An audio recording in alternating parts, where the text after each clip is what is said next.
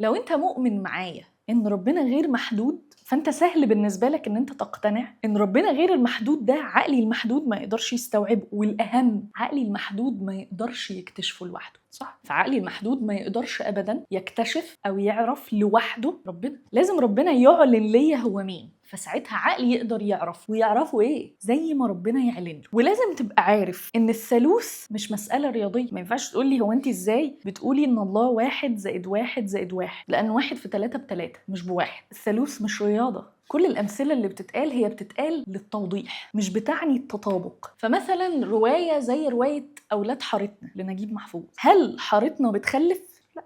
لما أقولك أنا ابن مصر مش معناه أبدا التطابق. وخلي بالك إن أنا كل ما هكبر معرفتي هتزيد أكتر، وده اللي القديس بولس قال، إن أنا هفضل أعرف لحد ما أوصل للأبدية، هعرف كما عرفتوا. إنما أنا دلوقتي أعرف بعض المعرفة، أنا عارف شوية صغيرين. عارف شوية صغيرين دول إزاي؟ بحسب الله ما يعلن ليا. ربنا مش بيعلن للناس اللي هي عايز تعرفه عشان تبقى عرفت ربنا بقى وعرفت تستوعبه وكده، لا خالص خالص. لم يعرف يسوع إلا المتواضعون. بيستعلن للناس اللي عايزة تعرفه بحق وحقيقي، مش اللي عايزة تدخل في مبارزات عشان تطلع نفسها هي الصح. الله أعلن عن نفسه، ولما أقول الله أعلن عن نفسه معنى كده إن أنا محتاجة أقبل الإعلان، حتى لو الإعلان ده مش بيدخل لعقلي، بس أنا بقبل إعلان الله عن نفسه. والله غير المحدود طبيعي إن الإعلان بتاعه هيبقى أصعب من إن عقلي المحدود يستوعبه، فهو أعلن إنه 1 في ثالوث.